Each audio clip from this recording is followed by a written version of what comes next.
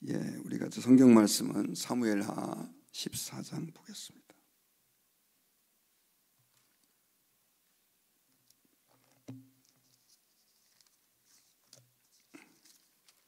사무엘하 14장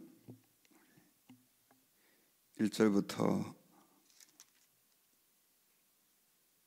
13절까지 보겠습니다.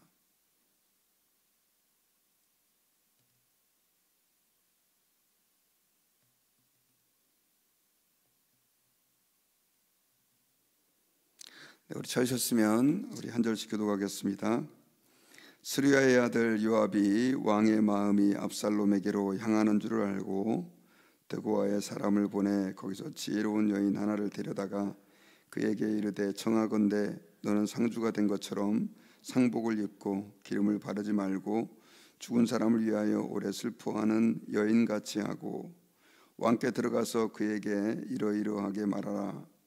요압이 그의 입에 할 말을 넣어주니라.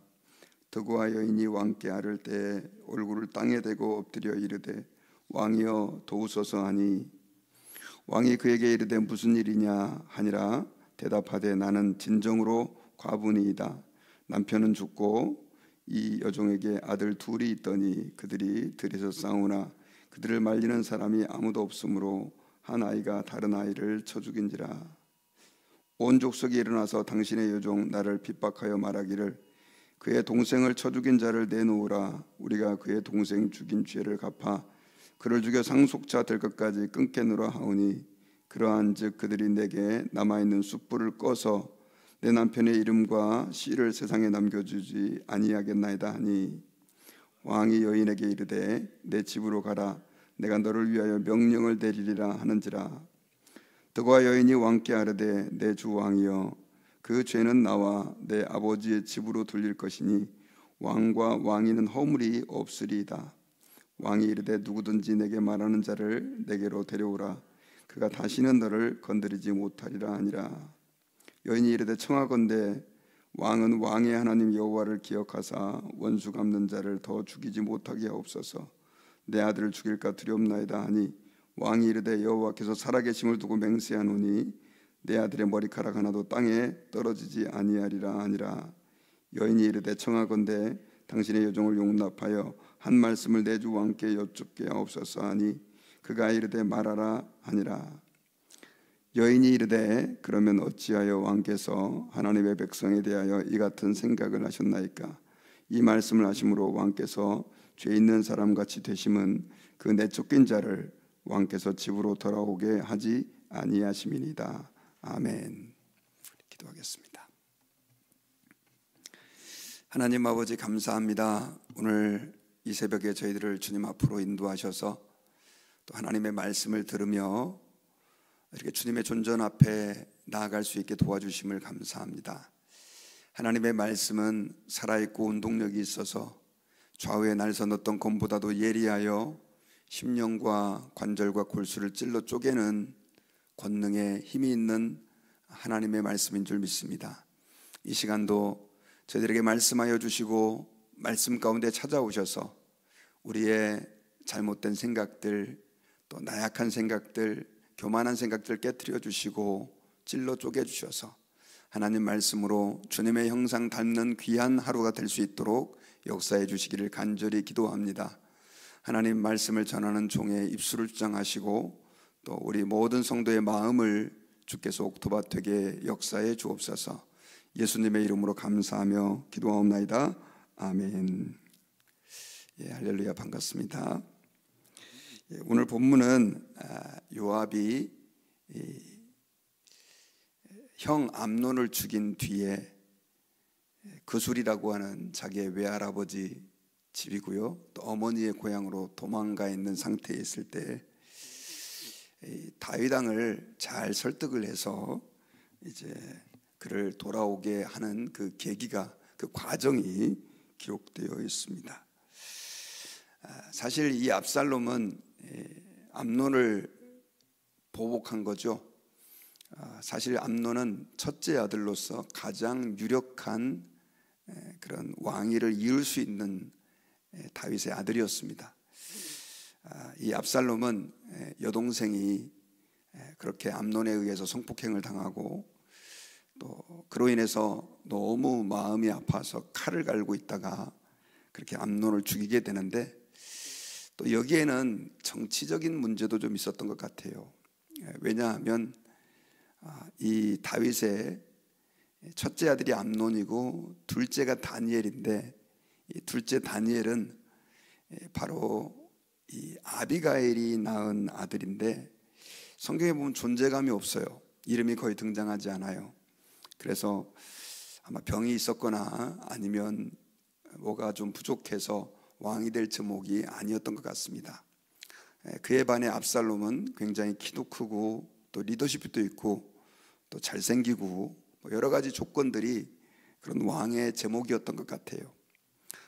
압살롬이 그런 의도를 가지고 암논을 죽였다는 얘기는 없지만 어쨌든 다음에 펼쳐지는 이야기를 보면 상당히 신빙성이 있습니다. 그래서 이 요압 장군은 아마도 이제 차기 왕이 되어야 될 그 사람이 압살롬이라고 생각을 했고, 그가 계속 그슬 땅에서 일종의 유배처럼 도망가 있는 상태에 있는 그 상황을 좀 불편하게 생각을 했었습니다. 그래서 다윗 왕을 설득을 해서 압살롬을 돌아오게끔 그렇게 하는데, 오늘 본문에 보면 어떤 방법을 사용하냐면 지혜로운 한 여인을 고용을 합니다. 그래서 이 여인에게 무슨 말을 해야 될지를 다 일러주는데, 이제 그 내용이 오늘 본문 가운데 기록이 되어 있어요. 이 여인은 상주처럼 그렇게 옷을 입고 머리에 기름도 바르지 말고 죽은 사람을 위해 슬퍼하는 것처럼 그렇게 가장을 하고 왕에게 찾아갑니다. 그리고 왕에게 이야기를 하는데, 제게는 두 아들이 있었고 저는 남편이 없는 과부인데 이 두 아들이 들에서 싸우다가 결국 한 아들이 다른 아들을 쳐서 죽이게 됩니다. 그런데 문제는 아들을 잃은 것도 슬픈데 율법에 의하면 살인자는 또 죽여야 된다고 되어 있어서 마을 사람들이 제게 와가지고 그 살아있는 아들을 우리에게 줘라, 우리가 그를 살려두지 않겠다라고 말을 하니, 왕이시여 저는 어떻게 하면 좋습니까? 남편이 죽어서 대를 이을 수도 없고 그 하나 유일하게 남았는데 그 아들마저도 죽으면 이제 우리 집은 대가 끊기고 또 하나님의 약속도 중단되는데 어떻게 하면 좋겠습니까? 라고 이야기를 해요. 이 이야기를 듣다 보니까 다윗 왕이 상당히 불쌍한 생각이 들었습니다. 그래서 집으로 돌아가라, 내가 조치를 취해주겠다라고 이야기를 합니다. 이때 여인은 왕이시여, 왕이 그렇게 해주신다고 한다면 왕은 전혀 책임과 죄가 없습니다. 그 아들의 죄와 잘못에 대한 모든 부분은 제가 다 짊어지겠습니다 라고 이야기를 합니다. 왕은 너에게 혹시나 시비를 거는 사람이 있다고 한다면 내게로 데려와라, 내가 그로 하여금 너를 절대 손대지 못하게 그렇게 보호해 줄 것이다 라고 약속까지 합니다. 그렇게 이제 여인은 이제 다 모든 문제가 해결이 된 것처럼 하고 드디어 요압을 통해서 부탁받은 이야기들을 하나 하게 되는데, 그 내용이 마지막 절에 이제 기록되어 있는 내용입니다. 그것은 바로 13절인데, 여인이 이르되 그러면 어찌하여 왕께서 하나님의 백성에게 대하여 이 같은 생각을 하셨나이까? 이 말씀을 하심으로 왕께서 죄 있는 사람같이 되심은 그 내쫓긴 자를 왕께서 집으로 돌아오게 하지 아니하심이니이다 라고 말하면서 결국 이 압살롬이 집에서 내쫓겼는데 왜 왕은 돌아오지 않게 하고 있습니까? 라고 말하면서, 사실은 왕이 내쫓아낸 것도 아니고 지가 도둑이 제발저려서 도망간 건데 오히려 왕께 책임이 있는 것처럼 이야기하고 그 여인이 만들어낸 그 가장한 그 상황을 다윗과 연결을 시켜서 결국 다윗이 압살롬을 돌아오지 못하게 하는 것처럼 설득을 해서 결국 다윗의 마음을 움직입니다. 뒷부분은 여러분 성경책 읽어보셔서 알겠지만 결국 왕이 사람을 보내서 그술 땅에 피하고 있었던 그 압살롬을 3년 만에 다시 돌아오게 합니다. 자, 오늘 내용을 보면 우리가 참 세상에 참 여러 가지 많은 전략과 전술들이 있는데, 참 아이러니한 것은 나단이 다윗의 죄를 책망할 때 이야기를 통해서 그렇게 다윗의 죄를 깨닫게 했는가 하면, 이 오늘 본문에서는 이 요압이 결국 자기의 어떤 이기적인 욕망이었죠. 왜냐하면 가장 확실한 차기 왕은 압살람이라고 생각을 했고, 그러다 보니까 그를 불러와야 되겠다는 생각을 했고, 그러다 보니까 그 여인을 이용해서 만들어진 스토리로 결국 왕을 설득을 하는데 성공을 합니다. 그런데 이것이 앞으로 일어날 엄청난 사건의 불씨가 되게 됩니다. 왜냐하면 나중에 압살롬이 돌아와서 결국 한 사람씩 포섭을 해서 결국 자기의 세력을 넓혀가기 시작을 했고, 급기야는 반역을 일으켜서, 군사를 일으켜서 왕궁을 향해 쳐들어오게 되고, 결국 다윗 왕이 도망간 그 사이에 그는 잠시지만 나라의 권력을 붙잡고, 또 나단의 예언대로 백주해낮에 왕의 후군들을 성폭행하는 그런 일들을 저지르게 됩니다. 나중에 이제 요압 장군이 압살롬을 다시 죽이게 되는 그런 피해 보복이 일어나지만, 어쨌든 지금 이 사건은 결국 다윗에게 있어서 엄청난 그 비극의 서막이다라고 얘기를 해도 과언이 아닐 정도로 큰 일이 일어나게 됩니다. 자, 우리가 오늘 내용을 좀 보면서 한 가지 기도 제목으로 삼기를 원하는 것은, 죄를 제대로 징계를 하지 않고 방치를 했더니 계속 꼬리에 꼬리를 물고 결국 그 죄가 확산되면서 더 큰 혼란으로 이어지는 것을 우리는 보게 됩니다. 특별히 다윗의 그 죄로 인해 가지고 결국 이 암논이 이복 여동생 다말을 성폭행하고, 또 그 사건으로 인해 가지고 그 암논을 또 다윗이 제대로 징계하지 않고 그 죄에 대해서 묻지 않았을 때, 책망하지 않았을 때, 결국 그 압살롬이 분노를 품고 형 암논을 죽이게 되고,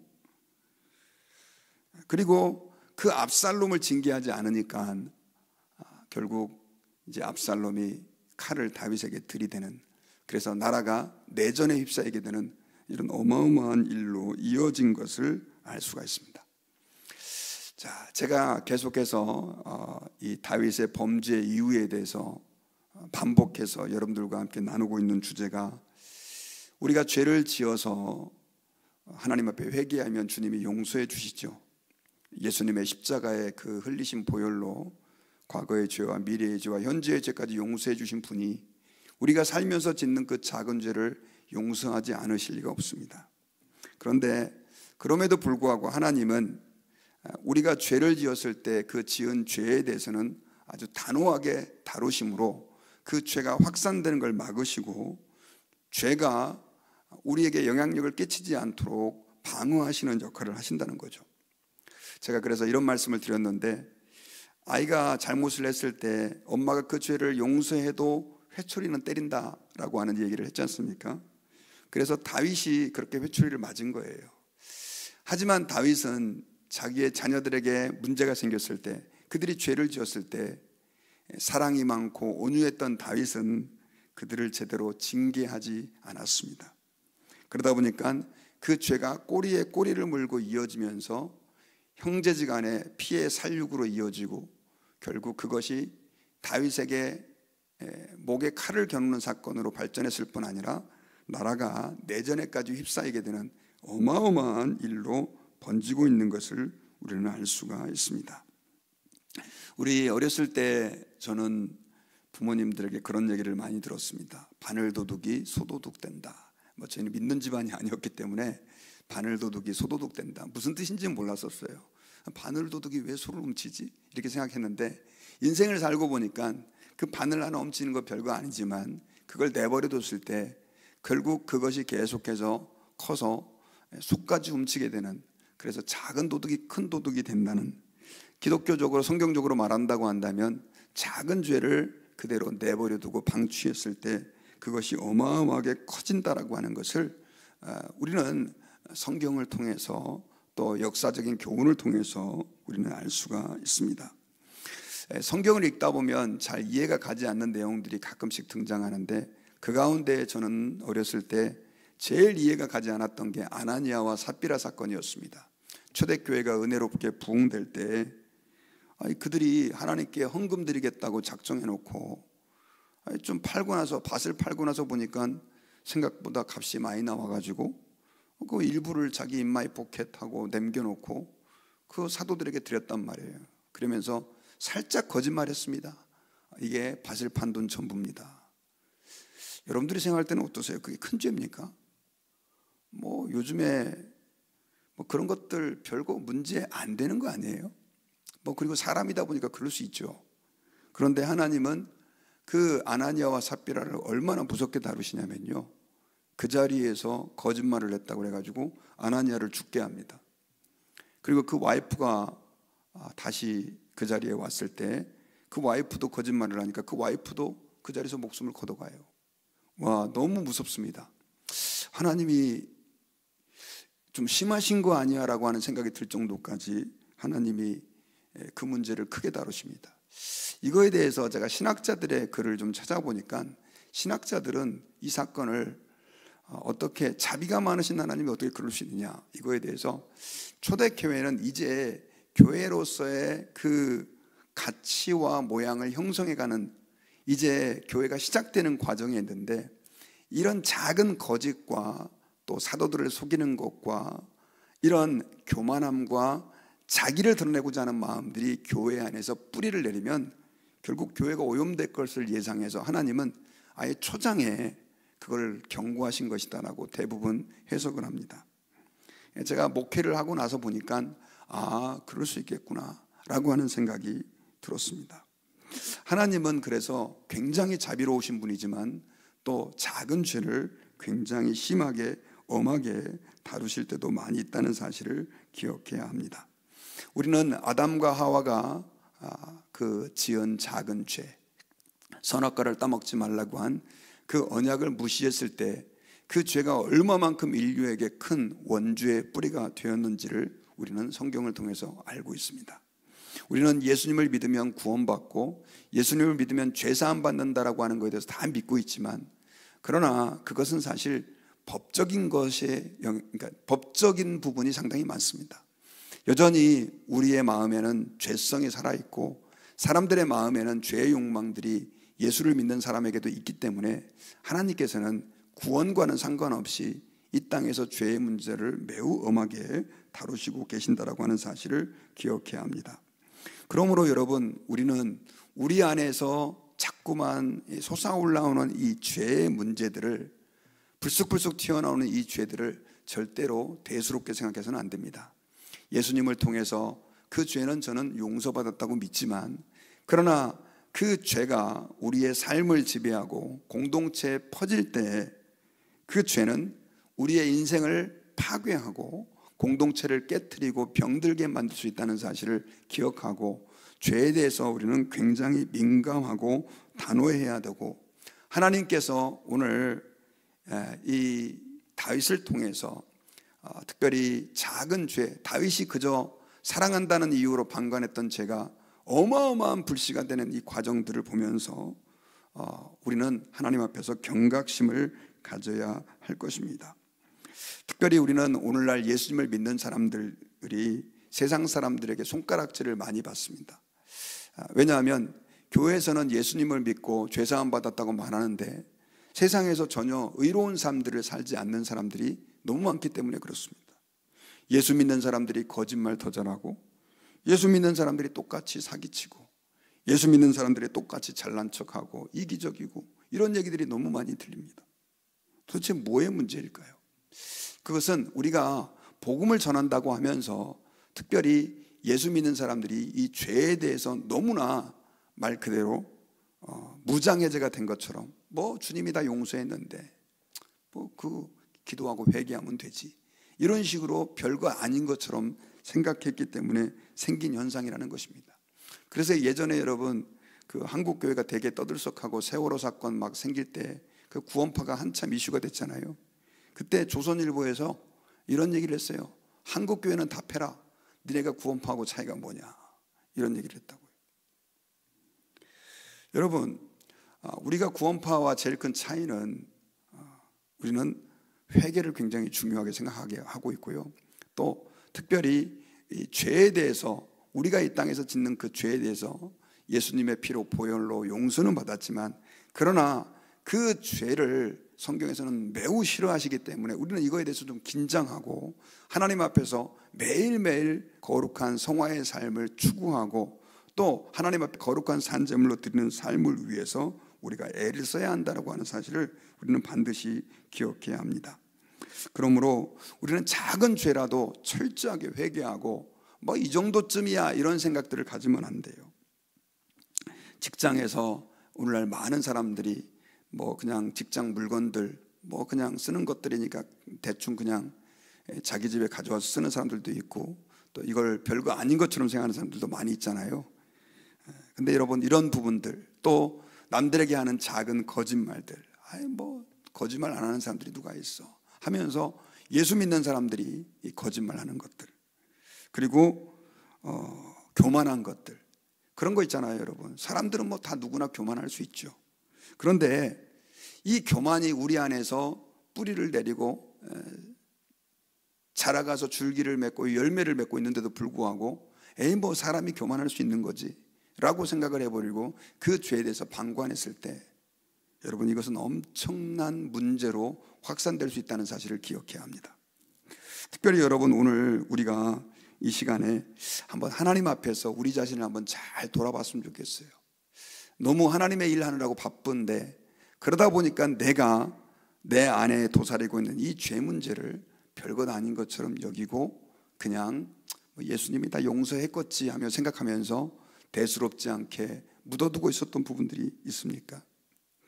우리는 하나님 앞에서 우리 자신을 한번 돌아보면서 그런 죄들을 생각나게 해달라고 기도하고 또 철저하게 회개하고 또 그런 죄의 그 영향력으로부터, 물론 우리가 우리 힘대로 스스로 할 수 없지만 주님의 도우심으로 말미암아 끊어낼 수 있는 그런 은혜를 우리는 구해야 할 줄 믿습니다.